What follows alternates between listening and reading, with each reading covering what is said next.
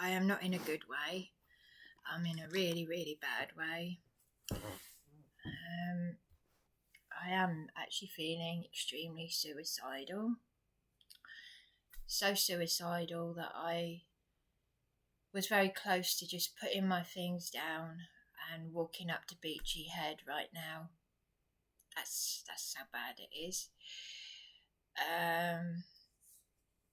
As a woman, one of the women, the woman next door to me was in the kitchen downstairs, and I wanted to say to her about the nonsense and the strange behaviour and the funny things that were said to me that didn't make sense. You know, this thing about, are you schizophrenic, and what she doesn't know about how the managing director, the director of Lilybank Homes, has abused me at his all-male property and here, and how, you know, I'm feeling extremely suicidal anyway, but she's in pain, so I didn't feel I could say anything. I've just left a voice message. It's 1:26 in the morning. I left a voice message for Darren's father, because that's my partner. He walked away from me. Isn't it funny that he's doing all the things that he knows will upset me? Isn't that funny? It's like he's doing it all, you know, and I don't care anymore. I'm done. I've just had enough. I've had enough. I just want to die. All the women who go through what I go through, they kill themselves. They don't fight as long as I've been fighting. I've been so strong. I left a voice message for Darren's father, basically saying,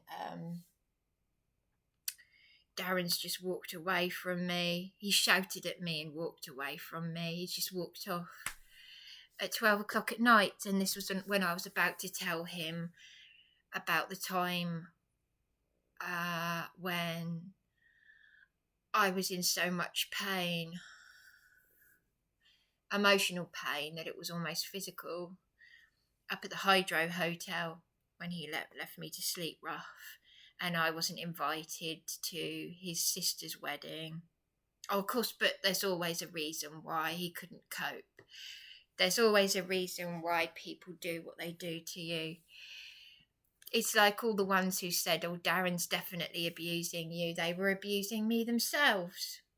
That's all right then, you know. No, but there's no accountability anymore, is there? And this evening has been extremely traumatic, stressful. I say traumatic.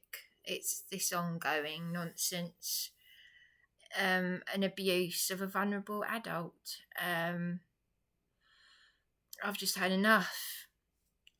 I've fucking had enough. I've had enough. I've got no one in my court. It's been a horrible evening. I had to do it. Basically, I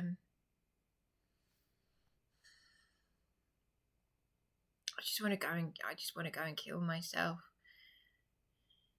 I wish someone would help me do it. I've never taken drugs. I'm 42. I've never taken drugs. I've been superwoman for so long, and I'm ready to leave now. I've done what I had to do. I've done what I came here to do. Yeah, I've, spoken the truth. It's better to speak the truth, to be hated for speaking the truth than it is for being loved for speaking a lie. And I've always done that. And I've come here to do what I've done, and I've done it, and that's it. And this was what I've just said. I took that from someone who was exposing the Freemasons in New Zealand. So yeah, it's very true, very true. But anyway,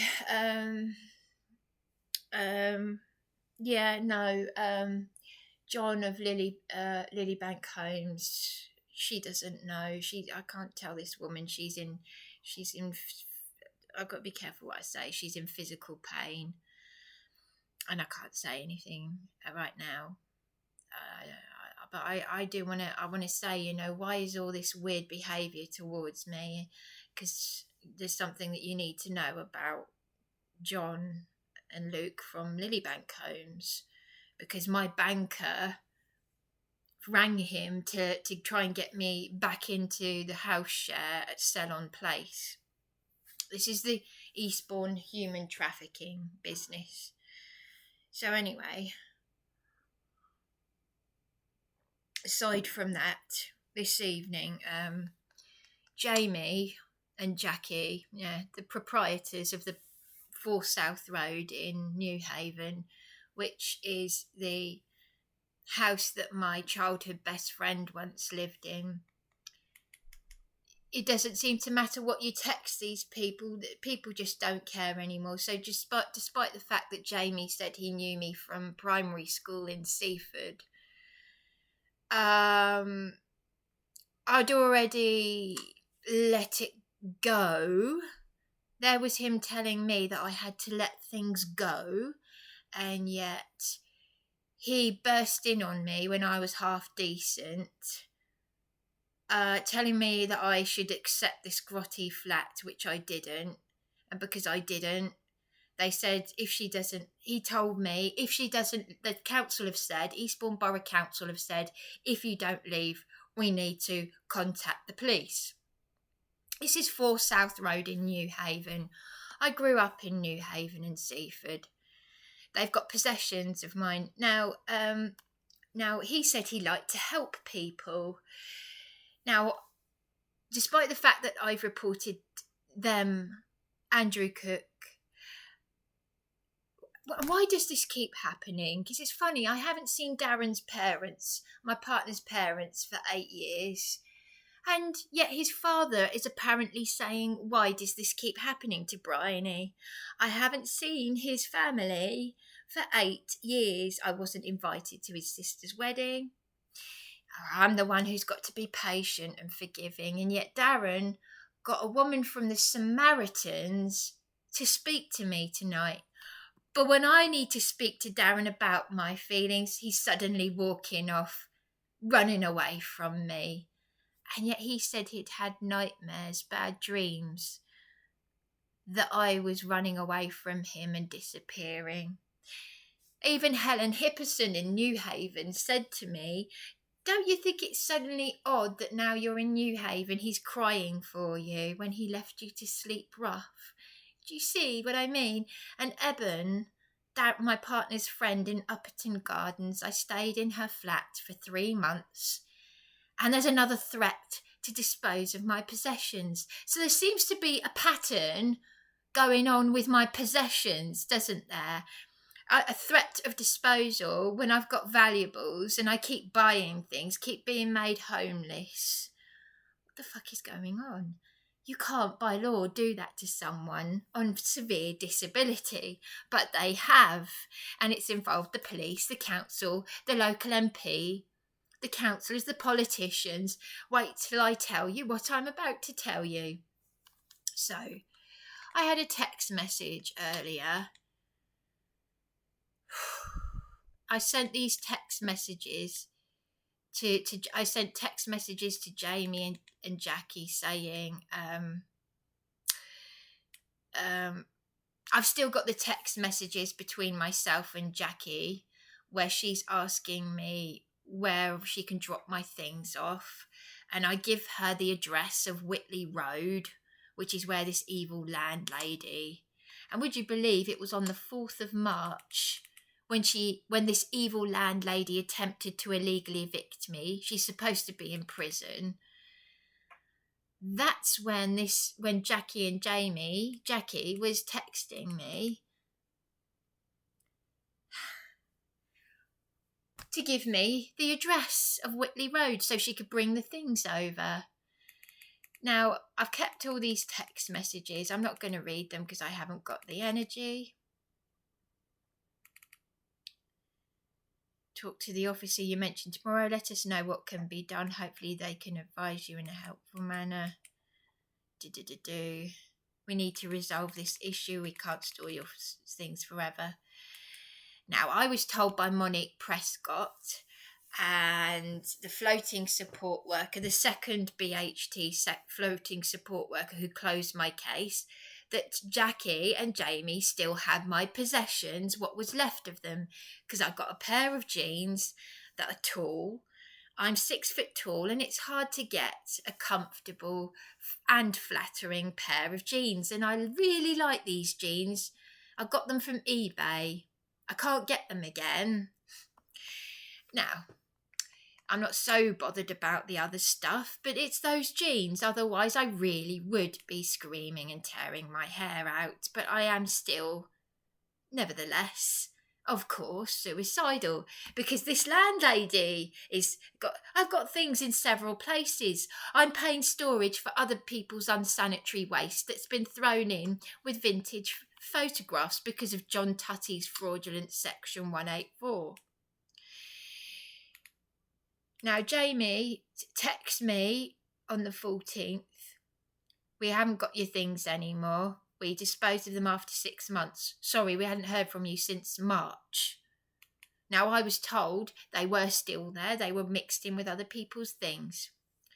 That's when I had texted him, and I left a voice message, which you will have seen on YouTube, saying all the trauma of what I've been through, that I was told he still had them, that the legal ombudsman were investigating why I was put through all of this.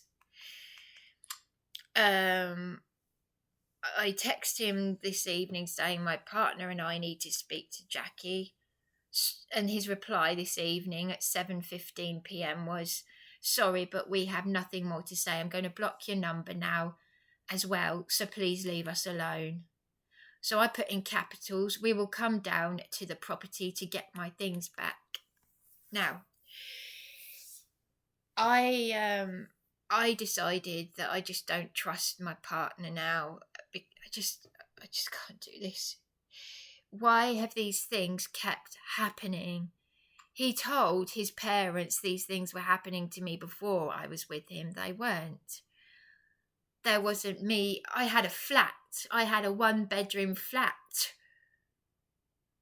That Darren walked into my problems, and I've been telling people, because often victims of abuse will talk other people up and talk themselves down. I said how I've been a problem to Darren. He walked into my problems. What would I have done without him? Because I had loads of clutter in that flat. Now, why did my partner say I should have kept that flat? Why have they kept making me homeless? I had leaks in the flat. I've opened up my heart to Darren. You know how people are supposed to, trust is supposed to be earned. Well, at the time when I first got with Darren, my partner, he was like, I am so honoured that you're telling me so many things. And yet he told me nothing about himself. Because his friend said to me he won't tell you anything about himself. So I thought that's just shyness. He's like me. He likes to be on his own. I lashed out at him. I've always said, and because I was in tears, I was in a state, because it was as Peter Thorley from Matthew 25 said, it's a build-up of trauma. And he said 8 years ago that they could have helped me if they'd wanted to.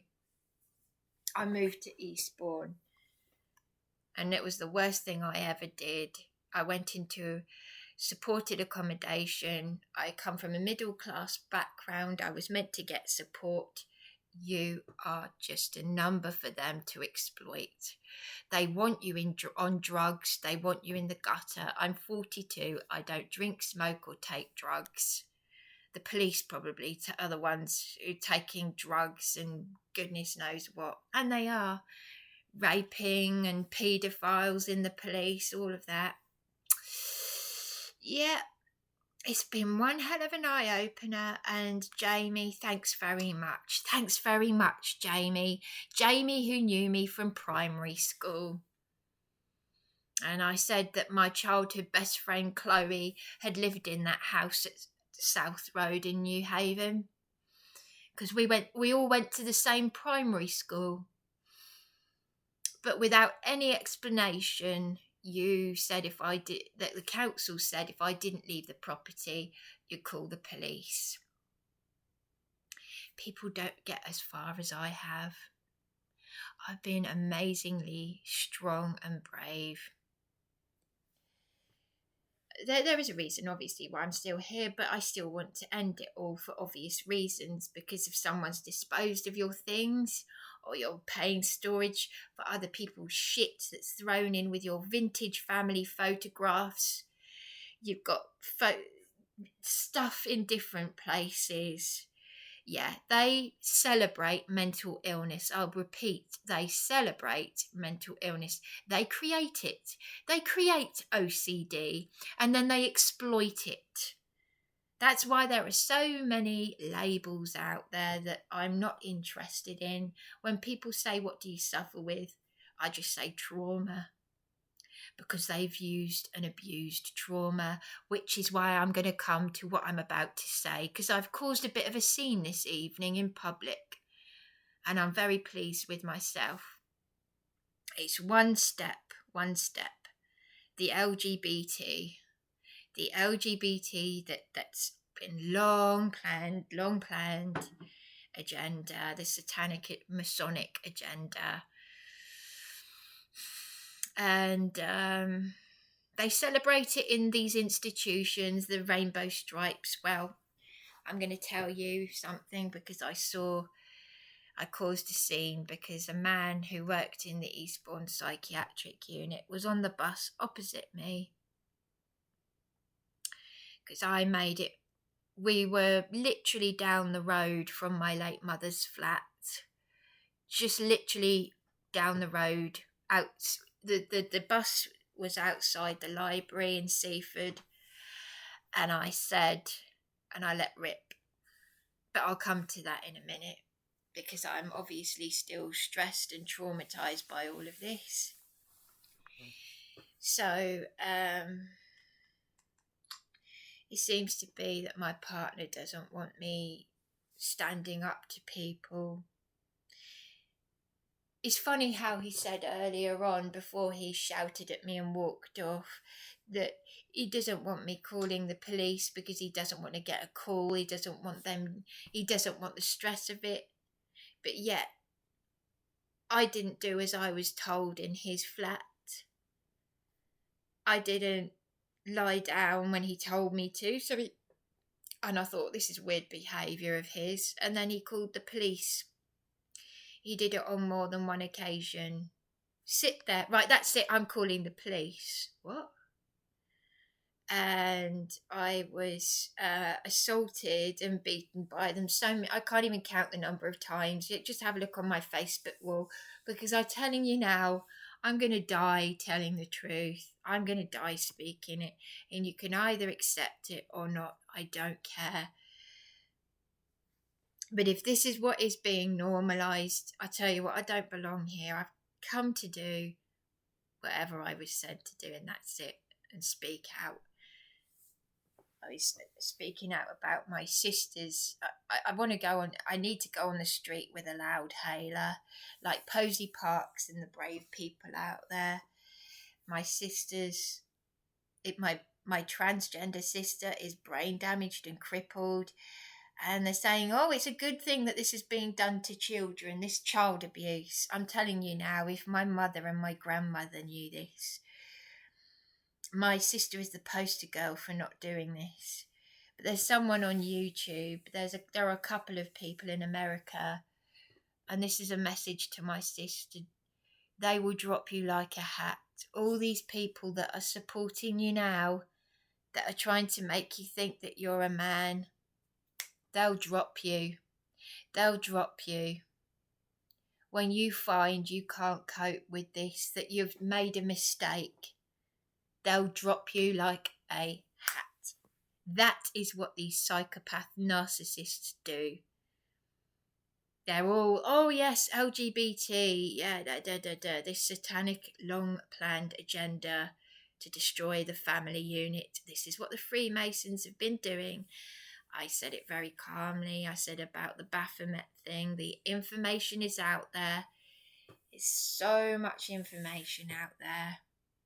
You either choose it to listen or you don't. But I tell you what, Bronya, my sister, if I didn't love you, listen to me, if I did not love you, I would be saying what they're saying. My sister is gone. I have a brother called Blade, and he's a man, but I don't have one. And this man on the bus, oh God, he just wouldn't listen. He wasn't listening to. He wasn't making any sense. This is what people are like. But when I said, look, I identify as a child, he said, but you're not a child. I said, there you go, thank you. And I said, neither is my sister a man.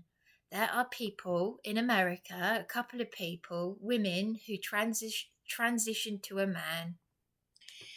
And they are saying about the physical dangers. But the young one, the one who did it when she was still a child, she said the mistakes that she made and how people just dropped her. When she came out of it, when she realised she'd made a mistake, nobody wanted to know her because she was no longer a part of this cult, because that is what it is. It's a satanic cult. You need to understand what the Tavistock Institute really is. I love you so much. I was saying I lost it on the bus. I shouted. And I'll be so glad to leave this world knowing I've done this. Because do you remember our mother shouted in church against the appraisal of my headmaster because the PTA wanted to get rid of him. And only she was brave enough to do it. I was 12, I'd left primary school. I was embarrassed, but I was so proud of her because I thought I want to grow up to be like her. And I am in a sense. I've had a lot of my confidence beaten out of me by the Stasi, but she was criticised in front of me. The people in the church, at our Catholic church, was like, do you think that was a good thing, a good idea? She said, yes, I do. And there's no need to be so rude. And I thought, wow. And on the quiet, people said to her, you should get a medal for what you did. So they were attacking her to her face. But the PTA wanted to get rid of my headmaster because he was upsetting us, the children. He was a bit of a pervert. Yep, and that's the same primary school that Jaime and I went to, and my childhood best friend. And now this is how he's treated. Thanks a lot, Jaime. You like to help people. Does that mean kicking out someone out of your house, someone you knew from primary school because they wouldn't accept a grotty flat, so you need to threaten them with police and then tell them, we've disposed of your things. Thanks a lot. I even very politely said I'd managed to fight so hard to get the legal ombudsman involved. I just take a deep breath. So before I made a trip to New Haven, in the state that I am in right now, I was standing at the bus stop, and where's that piece of paper? And here it is. And there was this lovely bus driver. I haven't seen a man looking so attractive for so long. And when I say attractive, I mean a good heart. I haven't seen someone looking like that for about 20 years. When someone really, a man, I'm talking about a man, not a woman, and I was just standing there. I was going to get on the bus and go over to South Road in New Haven to knock on the door to ask to explain to them, say that I've got a solicitor and the legal ombudsman and ask about the possessions. And he said to me, "Are you all right?"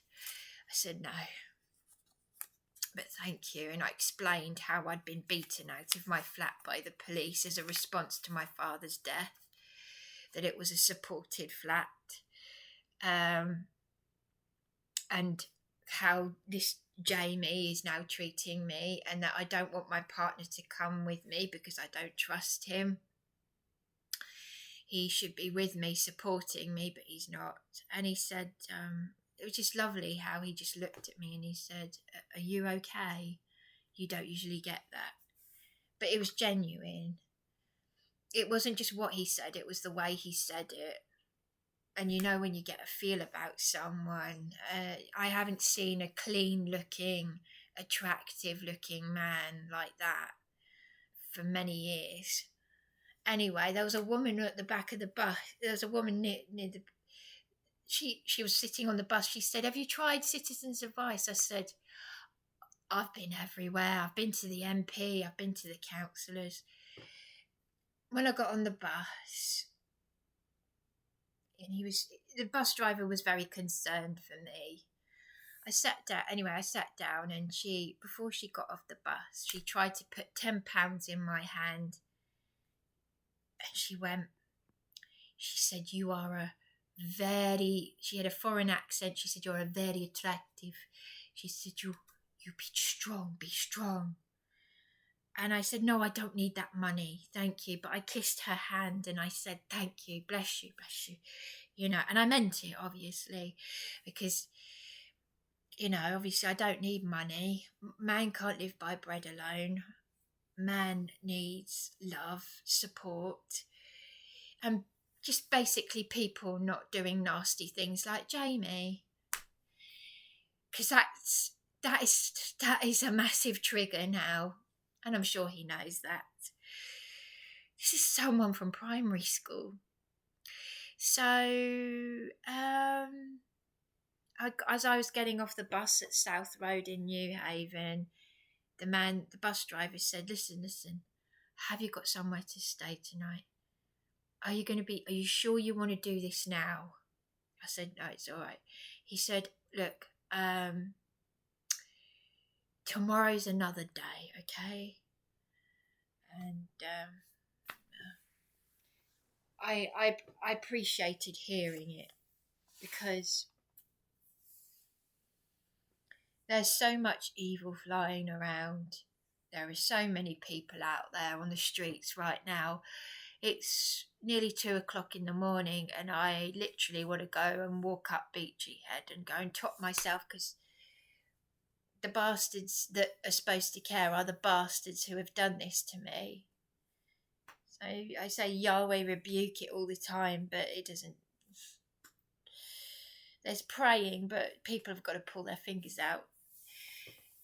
Now wait till you hear this. So no one answered the door. Isn't it funny that Darren decided to ring the Samaritans? No, he didn't ring them. He went down to the Samaritans rather than coming and supporting me. Strange that, isn't it? Very strange. But I didn't want him to come with me anyway. I wanted to knock on the door myself. Because the thing is, I had a flat 8 years ago at the start of my relationship with him. He took a caring role, and he said to me I should have kept that flat. And the strange thing is, the solicitor that I've now got was involved with that. There's something not right about this, and I'm going to put it in an email to Joe, but I am feeling very, very suicidal. People don't see everything. They don't want to hear everything, even when you're almost... You feel like you're shouting it in their faces, even if you're not. They're not hearing, they're not seeing. You can't see everything. You can't hear, and I just can't get through to people. And you don't, and how would I know if I'm being emotionally abused? I wouldn't know, but but the way my partner is treating me and his family not showing concern, there's something not right about that.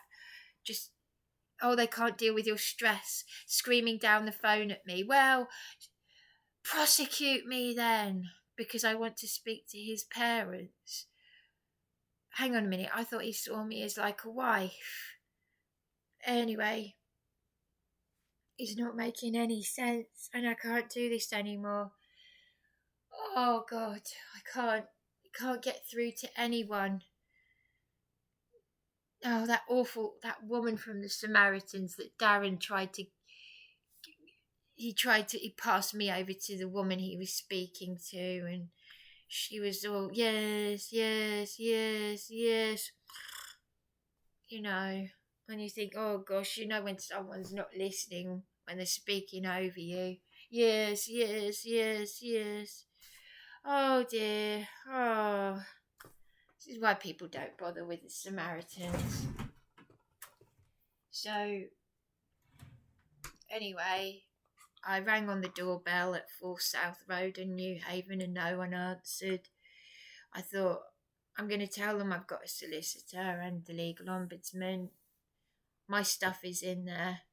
It's like that bald-headed man at the Hastings County Court. He said, it's your stuff. It's your stuff. He even encouraged me to try and break into the house at Whitley Road that this landlady should be going to prison for. The security guard at the county court said, well, I would if it was my stuff.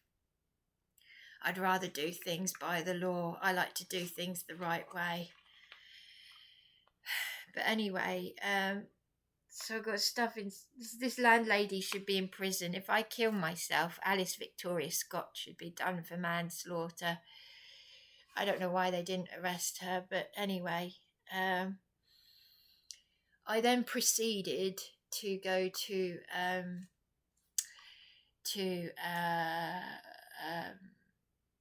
the Premier Inn because my partner had used his rent money and borrowed money from his father to help fund hotels. I've spent thousands of pounds on hotels. Wouldn't you think my partner and his family, his parents, would go to the council and say, why are you doing this to Bryony? You would have thought if they cared about me, they'd do that, wouldn't you? Oh no, they can't deal with your problems. Oh, I've fucking had enough. I don't want to play pretend anymore. Let's pretend Darren's family. Let's pretend people care about me. I don't want to do that anymore. I don't want to do it. There's nothing for me to fight for. This isn't love. Darren's friend Eben threatened to dispose of my things. His friend Steve Churchill, who's also a Christian, who worked for the food bank, had things of mine, and then he turned nasty. A lot of people do call themselves Christians, but it doesn't mean anything at all. I mean, look at the politicians, look at the local MP. They didn't care that I was being attacked to the point where I thought I'd be killed. I went to the local MP. I just feel like this is just a waste of time. I played this recording to the man on the bus. I haven't come that far yet, but I've had enough. PC Scott Franklin Lester Sr. with his medals, you know, who apparently likes to bully the vulnerable. Oh, but he's got medals for it. And I played this recording, and 6 hours later,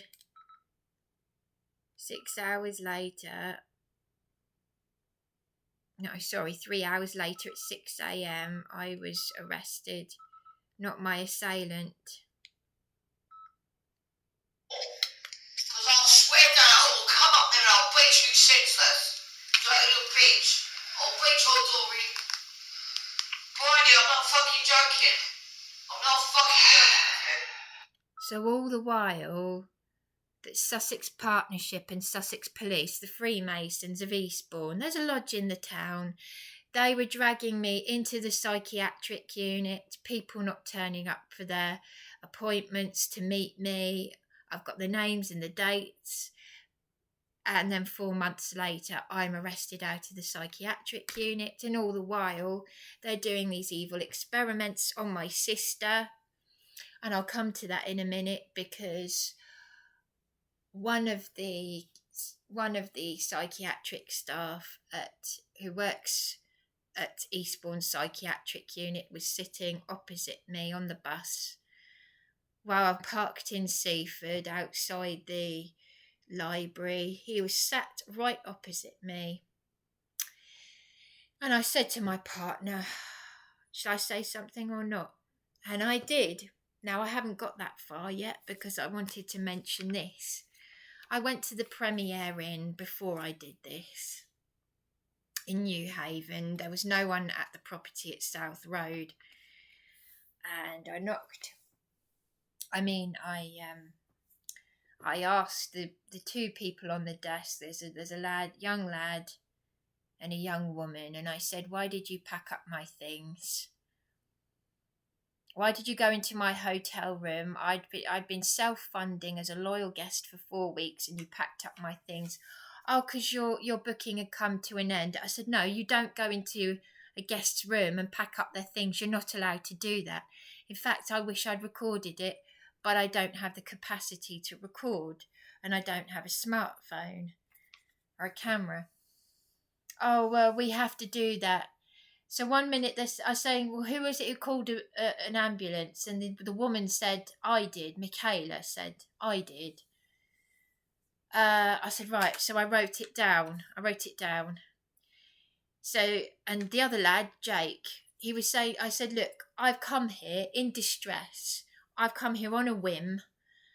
It's taken me this long. I said, you called an ambulance for me. I had 3 sleepless nights, 2 of which I spent all night in A&E in Brighton. No one saw me. I said, I'll tell the legal ombudsman, because there was a mental health nurse who rang the manageress, my paralegal's manageress, to say, why is this woman homeless? And she wouldn't say, and she denied that. She denied that mental health nurse asked, because he was concerned for me. But I still had 3 whole sleepless nights, 2 of which, and I was losing blood, and I've just learned I need a blood transfusion. So I was telling this Jake, I said I was in my nightwear. I'd come back from A&E in my nightwear on the bus, because they don't organise taxis for people anymore, and you just packed up my things while I was still in my nightie. How is that concerned? Why contact an ambulance for me? Oh, because you were rude to us. You don't get a patient into... I said, you lot were giggling. The girl who said she knew what it was like to be suicidal, that she'd been there, that she'd been diagnosed with something. She was all giggly with her colleagues. I said, you lot, you represent Premier Inn. You've abused a vulnerable, loyal guest of 4 weeks. You don't go into someone's room and pack up their things. Because 1 minute they were saying, because I said, I'm feeling suicidal right this minute. My partner's at the Samaritans right now. Oh, Jake said, do you want me to call the police? I said, no, they beat me out of my flat of 4 months as a response to my father's death. Then Michaela, the one who said that she had called an ambulance for me, this was November, December last year, she then said, oh, well, if you're going to start shouting at us, we'll have to call guardianship. I said, what's guardianship? Well, they call police when people get angry. I said, She said, you're getting aggressive. I said, I am not being aggressive. I am angry. I said, you would be angry if someone went into your room and packed up your stuff, touched your things. I mean, there are a lot of people out there who crumbs. If you touched their things, there'd be all hell to pay. And then Jake started to look a bit, I said, don't tell me 1 minute you want to help me and then the next minute you're threatening me. I am right now, because even right now as I'm saying this, I'm literally wanting to dump everything, go out there and go up to Beachy Head and do myself in. Because I can't carry this anymore. So at least I said how I felt. And as for the Karen, talk about Karens, Karen, their hotel manager, has apparently left. She had offered to help me and Darren, and then done what they'd done, threatened with security, the green button, pressed a button that makes a noise, and my partner said, he was like, this was in November, December time. He said, why are you doing that? Who switched that button? I did. Well, this Karen who was a Karen, the hotel manager of NEWHAVEN Premier Inn, has now left that job. Because I want to make a complaint, because Premier Inn is they are a big name. Absolute bullshit. But anyway, I self-funded the Cavendish for 9 months for my safety, and would you believe that what's his name, the Iranian man, the manager, and the other staff in there, would you believe they were actually at the county courts when I was there this summer? They were walking out. I should have said to them, has someone made complaints about you? Because you had thousands of pounds out of people like me, thousands of pounds of my severe disability, when the local MP and the councillors were ignoring us, but I didn't. Yeah. So these hotels get a lot of money. Anyway, I went straight into Brewers Fair. That was this evening. A man in there who worked behind the bar saw my distress. He got a woman over to listen to me. She really was listening, by the way. She got me a cup of tea. I said, look, I don't expect you to have an answer to any of this. I just keep thinking, why? Why is this happening to me? And she was the one who said that the manageress had left, Karen had left the Premier Inn. So I just said I just wanted to vent. I know it's something that should go to head office, but when you're a vulnerable adult on your own, and you feel like you're knocking at death's door. Because I had a massive picture of Beachy Head behind them. I said, look, I grew up in NEWHAVEN in Seaford. I've just had someone from primary school at South Road said they've disposed of my things. I said, that picture of Beachy Head behind you, that's exactly where I keep going. Our world famous suicide spot. Oh, it's Bryony's gone up there again. Why did the police keep calling my partner names? Why did they arrest him? Why did they give him a caring role but abuse me, then say, oh, he's abusing you, to cover up their abuse of me? Anyway, this is the thing I really need to say, because I want to get this off my chest. I got on the bus to go back to Eastbourne from NEWHAVEN, and opposite me was sat a nursing assistant called Don, who worked for Sussex Partnership, Eastbourne Psychiatric Unit. And I said to Darren, when on the phone, I said, you won't believe who's sitting opposite me. You said you couldn't make it up.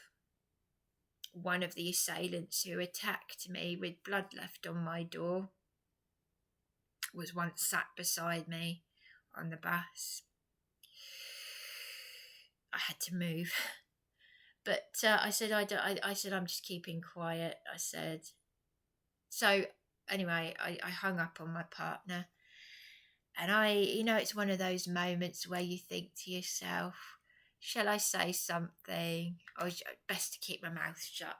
Well, I couldn't hold it in, could I? I couldn't. because I'm holding in so much. It's like a cancer. I've had so much evil done to me. They abused me so badly, so badly. A hangable offence under Nuremberg Treaty. You don't physically pin someone down because they want their phone to call the police to get their possessions back and sedate and unlawfully inject them against their will. You need a wet ink signature. You can't. The Nuremberg Treaty is still there. It's a hangable offence. You often hear people saying, I'm just following orders. That didn't get the Nazis off the hook for being hanged for crimes against humanity, which is what they did to me. I don't know what they injected me with. You don't beat someone out of their home because they've had news from Barwells that their father has died, SDR living. Do you? But no, you got the council, Pelican Storage, to go into my flat to take out my possessions, my gold ring, a 21st birthday present, over 100 years old, with my aquamarine birthstone in it, a 21st birthday present from my mother, my birth certificate, my passport, my reborn dolls, and other bits. And Andrew Cook and the council, you all deliberately bullied me out of Eastbourne because you couldn't make this shit up. All of last year. That's how I ended up in my childhood best friend Chloe Shepherd's old house at 4 South Road in Newhaven. And they recognised me from primary school. The proprietor, the son, recognised me. Oh, Sally Fisher's good. You've got to leave things in the past.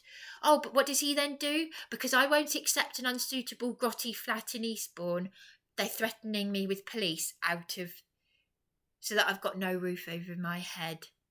And now he's being vile, saying, we disposed of your things. Don't contact me again. I'm blocking you.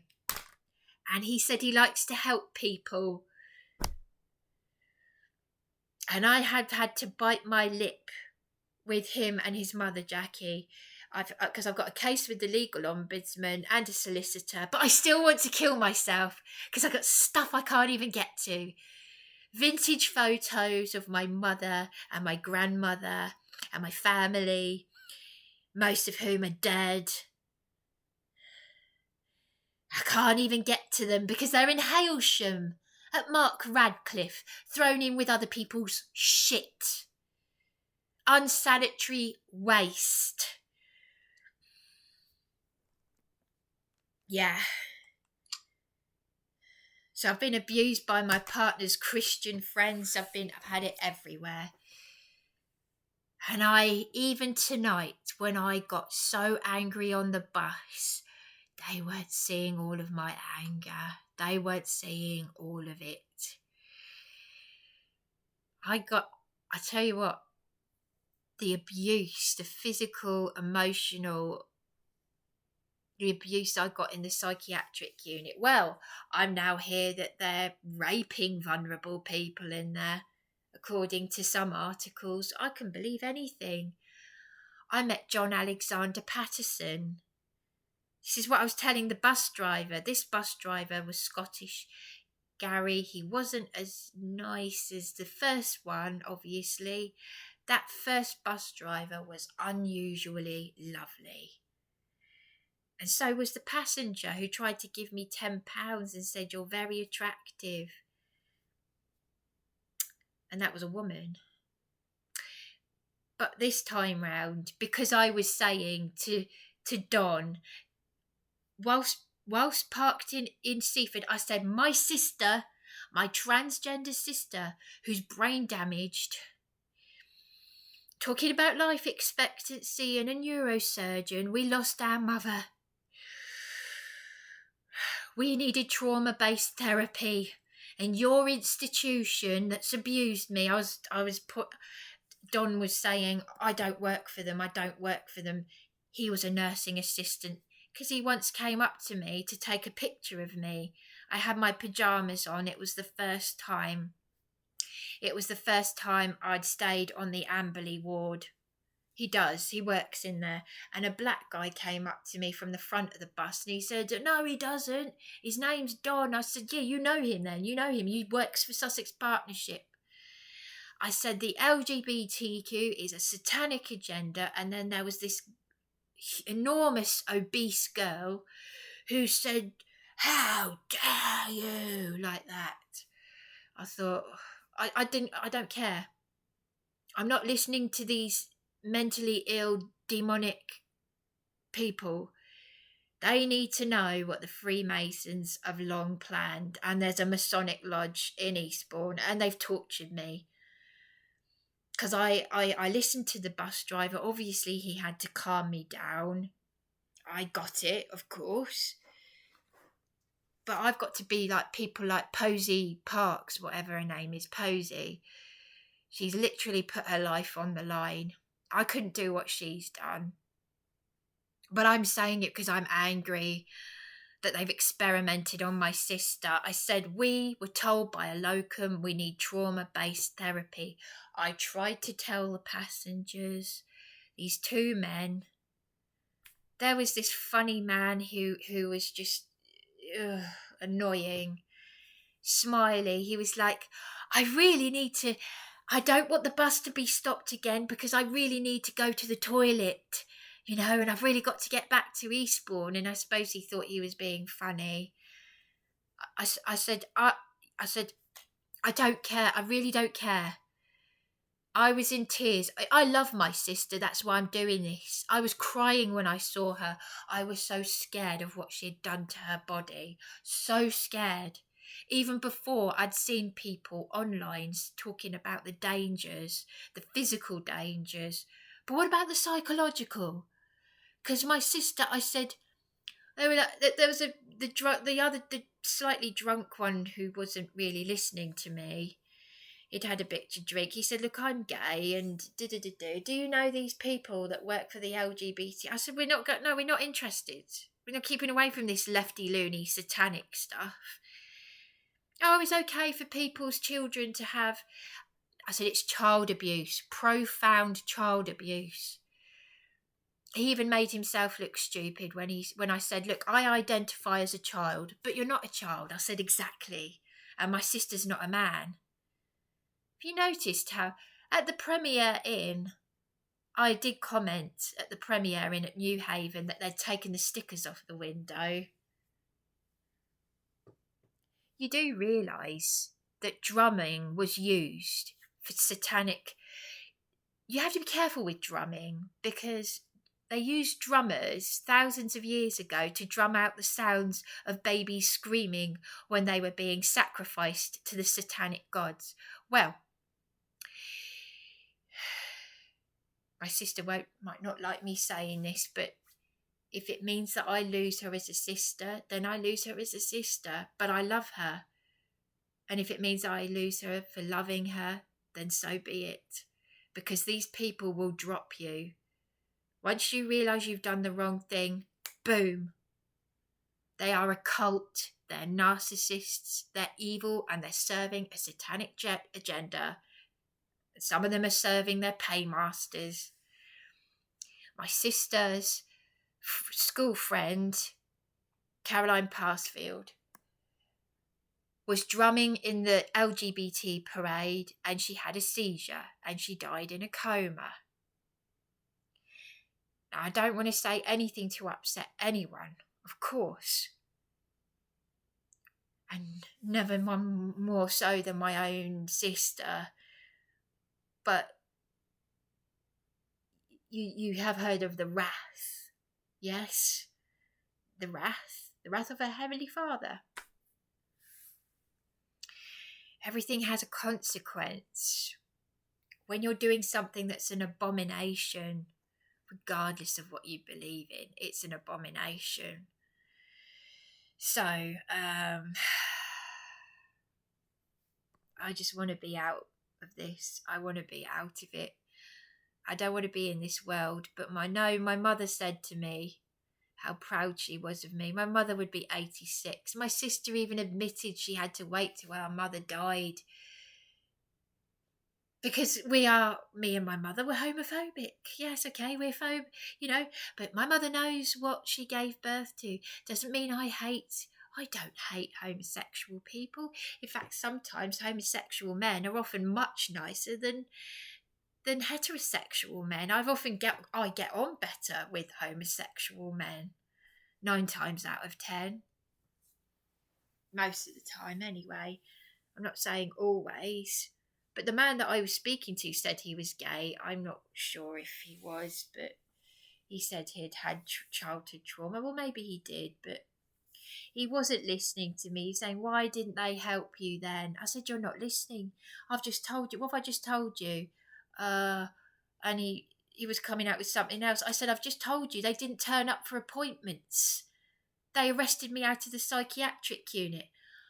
And the bus driver, the Scottish bus driver, said he used to be a policeman. Now, we were both calmer at this point, and I get it. He even shook my hand. So I guess there was some level of understanding there.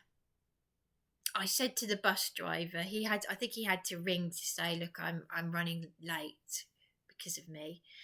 And I did sort of apologise for that. He said, I disagree that you had to have a go at that man. I said, well, okay, you're allowed to disagree, but I had to do what I had to do, and it had to be heard. I said, folks, you've got to wake up to this. He works for an institution that has abused me. And I said, and look up John Alexander Patterson, an amazingly brave man, who went to Scotland Yard. It's well documented, it's all online. He went to Scotland Yard, he showed me the legalese documents for fraud, theft, money laundering and baby organ harvesting on the NHS. And I met him. I was privileged to have met this very brave man. I don't know if they've disappeared him, but they put him in prison and tortured him and put him in the Eastbourne psychiatric unit to silence him. And I've met some of the most interesting people you will never get to meet. Victims of satanic ritual abuse, human trafficking, and then, of course, what they've done to me. But if I can't even get through to Joe Blogs, they're in a very, very dark place. And they know it. Some of them will smile about it. But there'll be something. And I tell you what, I said, as long as I'm drawing my last breath, I will speak out on the street about this. But I can't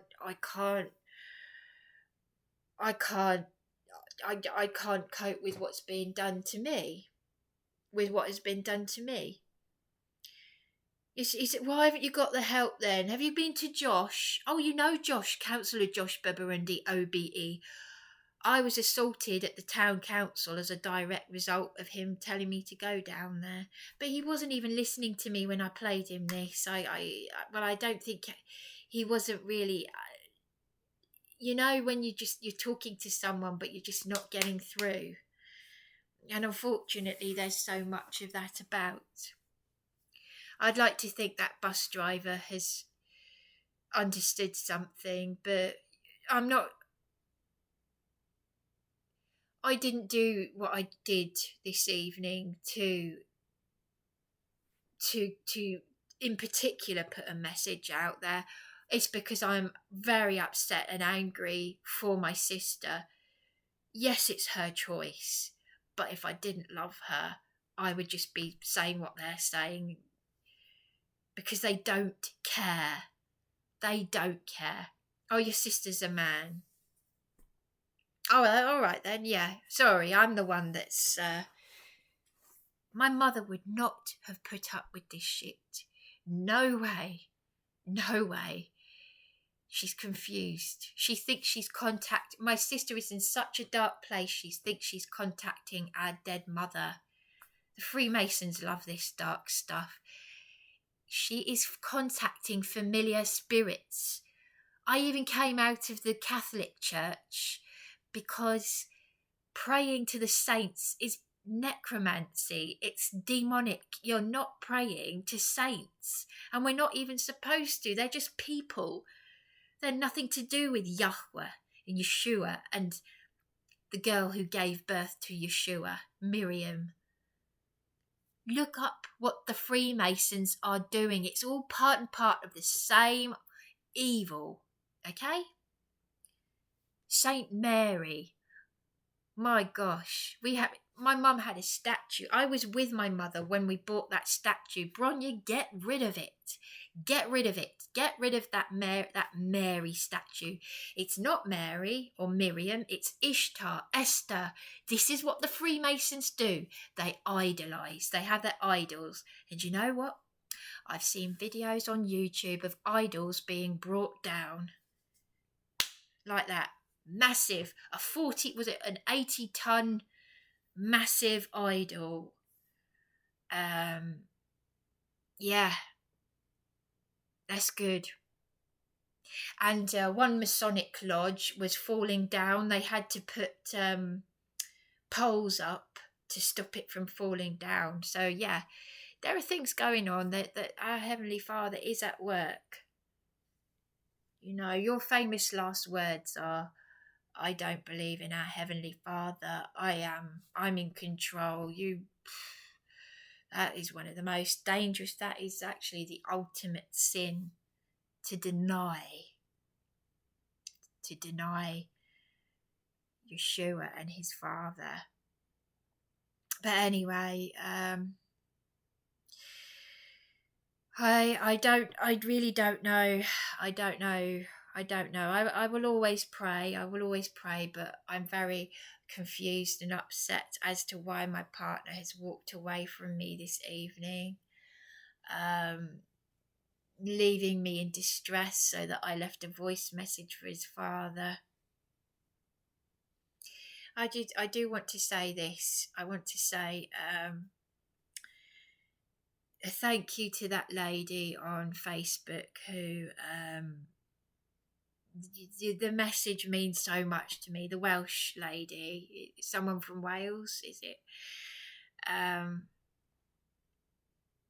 Yeah, I don't see any brave people in. I've just had enough of this. You know, I've been treated like absolute shite in Eastbourne. It's a terrible, terrible place for but you can't run away from your problems. You can't run it, you know, as Maria said in The Sound of Music, you can't run away from your problems. You have to face them. I've been running away and running away and running away.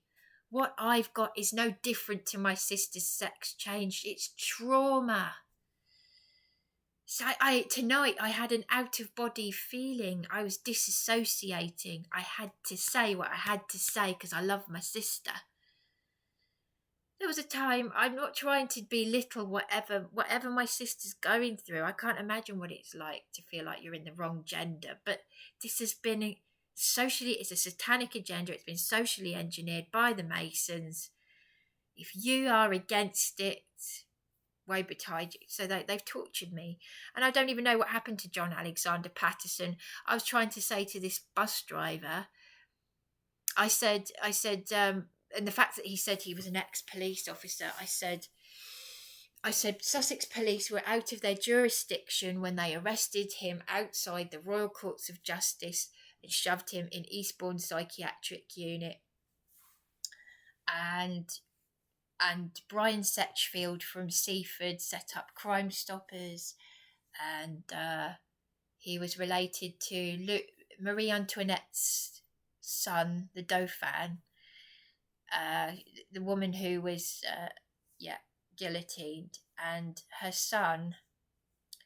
It's the true story of what happened to her son, Dangerous Liaisons. I watched it. It's a banned film from the 1950s, and it's banned because the history books are lying to you, and this film is telling you what actually happened to that little boy, because they wanted to say he died or something, and Brian has the little boys, the DOFAINs, a lock of his hair or something, or something or other, like DNA or something.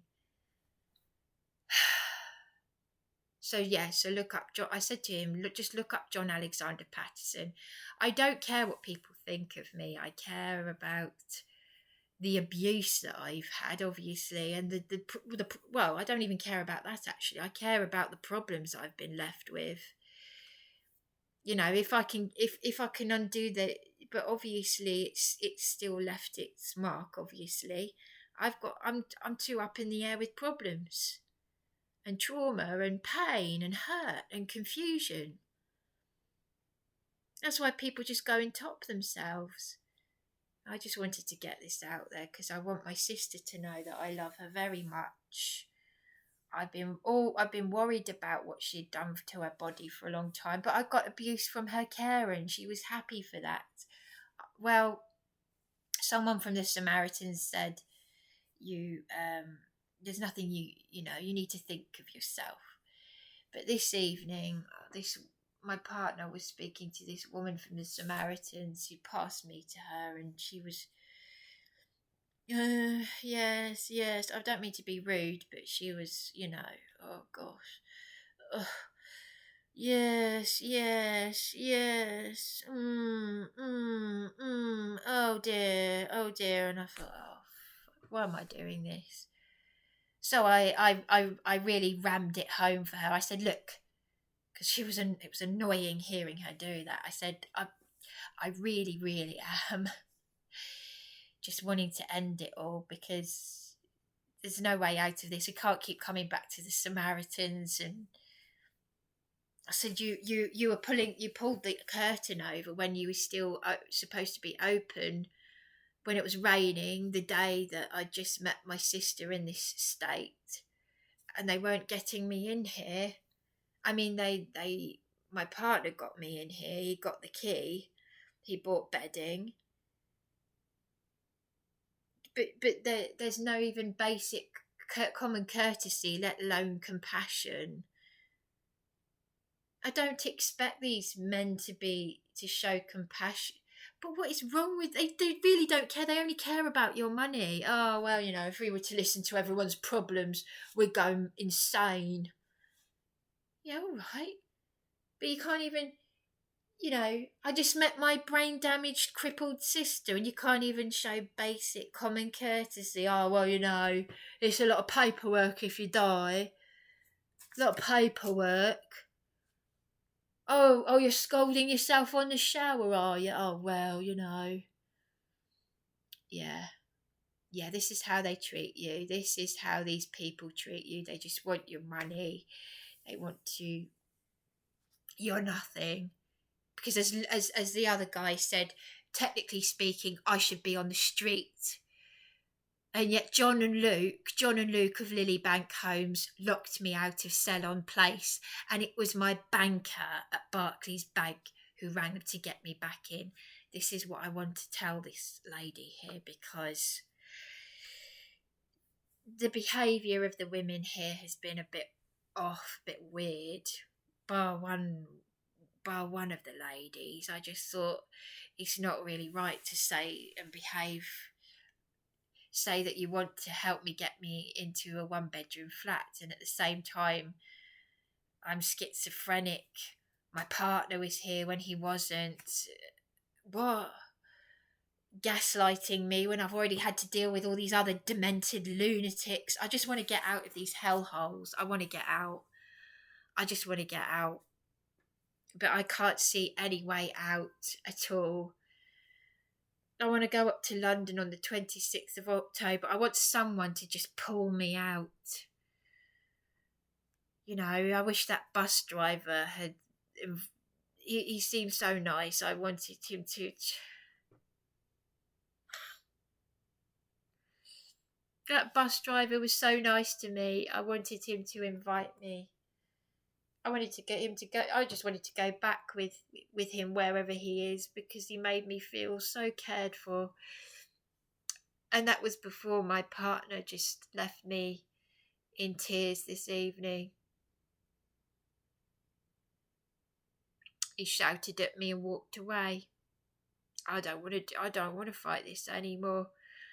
And yet this lovely lady was, you've got a lot to live for. You're young, you're attractive. Well, I'm not young. I don't know if I'm attractive. I won't comment, but people like to compliment. I'm not a big head. But, I shouldn't even be saying that. But hey ho, doesn't matter anymore, does it? This is how people, they just kept abusing me. I said to people, I put someone on the sex offenders register and 2 years in prison for attempted rape. I went to the Saturn Rape Victim Centre. Now, if you look up Saturn, even Saturn is one of the Freemasons' satanic gods. Look up Saturnalia. There's the Saturn Rape Victim Centre in Crawley. And do you know what? That was in 2011. I got over that. I laughed it off. No big deal. But I've been begging for help. I've got a brain-damaged sister, crippled. And these people are being all smiles about it. It's sick. It's so sick. Society is sick. The UK is finished. Society is finished. It's all sick. It's finished. But I want to be with the brave ones. Anyway, chosen ones, I had to say that. But I really, honest to God, I want to go out there and just go and finish myself off. I really, really do. Every day people are saying to me, can you hang on another day? No, I'm not saying people are saying that all the time. I don't get to speak to people that care that much. But Sharon at St Mary's House said, hang on another day. It's always that another day that's another Groundhog Day of suffering. Because I keep saying these charities, Matthew 25 is useless. It's useless. You go on the website, they don't do anything. Trudy from Warming Up the Homeless, she texts me to say, I gave her another chance. She said she helps vulnerable women. She said, haven't the agencies contacted you? What agencies? And then I don't hear back. And then she's texted me to say to ask these women here to contact adult social care for me if they don't think that I'm in the right place. I don't want to put that on them. I might get the help if I was beaten to a pulp and I was on drugs. But I'm not. I don't qualify. I don't meet the criteria. Yet they're tearing me to pieces mentally, doing my head in. It's all by design. They want you to get angry. This is all set up to fail. Remember, it's all by design. So this guy Gary that was saying, oh, have you been to Josh? Maybe because he's gay. I tell you what, Josh and his buddies in the club in Eastbourne, Lefty loonies, they're probably all said to Gary, oh, you're gay, are you? Right, we won't get you proper therapy. You're in the club now. You've got to push this satanic agenda, even if you don't have the brains to realise it, our long-planned Masonic agenda to destroy the family unit and make you believe that what you're doing is right.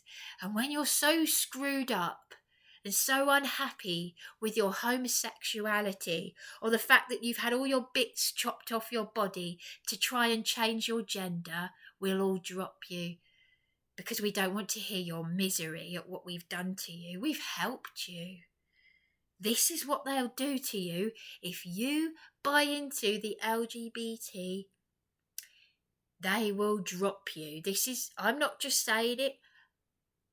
These people, these women who transitioned to men, this young girl who transitioned to a so-called boy, she said when she realised that she was in pain, she'd done the wrong thing, people didn't want to hear her. That's it. It's a cult. You know what happens when you leave a cult? They will slander you. They'll do everything that a very evil person will do. It is an evil, evil satanic cult. And how anyone couldn't... I mean, when I first heard of these things, I thought, surely this is not real. But yes, it is. The Tavistock Institute doing these evil things to children. Child abuse. That even as I'm saying it, I said to Darren, my partner, I said in the hotel a little while ago when we were having a drink, I said, I've been desensitised to my sister's sex change. Do you know something? There was a time when I wanted plastic surgery, right? I'm natural. Everything on my body is natural. It's part of me. But when I was 15, I wanted breast implants, and I'm so glad I didn't. Someone at school said to me when I was 15, a boy said, "Have you had your nose pierced?" Because I have this horrible thing on my nose. And I've learned to accept all my imperfections. I don't wear makeup anymore. I am natural. I am me. You know what I mean? But you know, had I had breast implants, I can tell you now, on no uncertain terms, that I would be addicted to plastic surgery. If I'd had them done, I'd be like, what's that woman's name? Oh, Katie Price. I'd be so plastic, everything would be falling off me. Yep. Horrible. It's horrible. Learn to accept the gifts that Abba Yahweh has given you. Learn to accept your imperfections and just be glad that you don't have a massive growth on your head that's causing you pain or other things. Be glad you've got arms. Like, I saw a man, I made a hot drink for a man who had no arms in one of these places. And it makes you think, crumbs. And he was crying because no one was helping him. I don't give a shit. Anyway, I don't want to go on anymore because of what they've done to me, and there was no excuse. Absolutely. I wouldn't want my worst enemy to go through what has been done to me. They've created disabilities in me that weren't there before. I did care work 20 years ago. I worked hard as a carer, very hard to be a kind person. I took an overdose of antidepressants. I don't take medication anymore, but at that time I was taking antidepressants and I just took an overdose. They don't do anything anyway. And I sicked them up. I was made physically sick from being bullied by an elderly matron and, you know, one or two of the people that I cared for. And some of the carers were bullies. But that's what it's like in our country, in our culture. There is a lot of jealousy, narcissism, hatred, bullying. And that's why I don't like being around people at the best of times. But when I cried out for help, I had leaks in the flat. I had all these problems. That's why I haven't been able to rest for 5 minutes. So if you see me shouting, you gotta, because it's not all as simplified. There'll be lots of factors as to why that person has suddenly exploded, because for so many years they've been doing what other people want them to do. A British stiff upper lip, polite, kind, thoughtful. And then so many people do so many nasty things over so many years. I still don't know how my father died. And that's it. Because if you don't demand that you get the help, if you don't keep on at them, they're not going to listen. You've got to keep on and on and on and on. Whether they like you or not. If you need help with something, you've got to keep on and on and on. So they're just going to die hating me, so what?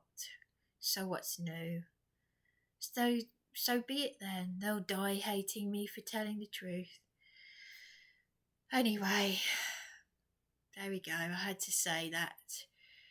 But I don't know. I just have to do. I have a problem with women. It's easier. I find it easier with men sometimes. Except these police thugs, obviously, because they're police thugs.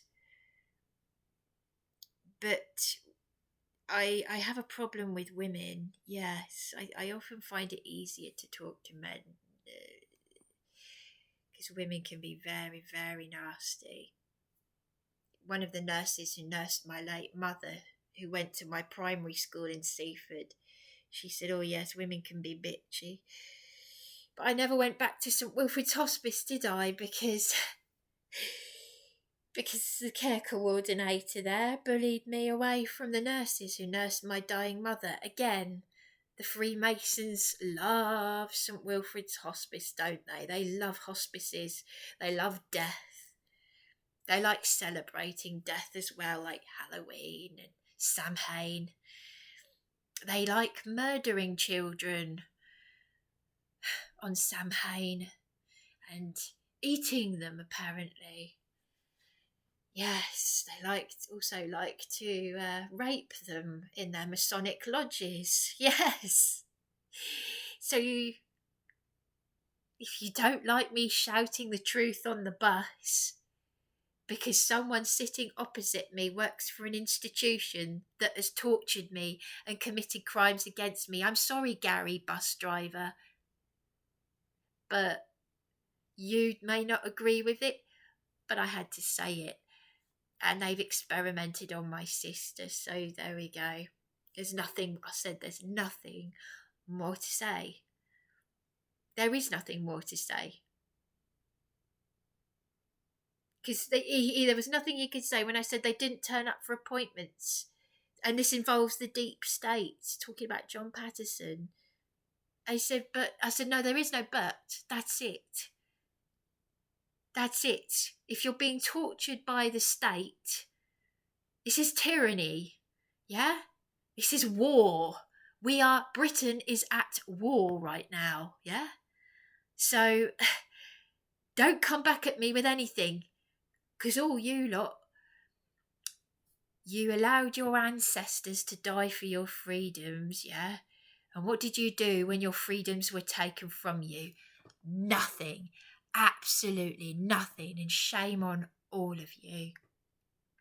I have to be careful because I'm traumatised, obviously, and I've got my problems.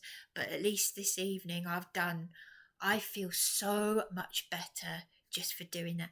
What can we do for you then? I said, you just don't listen. I said, I feel better. I feel better just for that. I said, if it's the last thing I do on this earth, I'll be glad knowing I've done that. Anyway, there we go.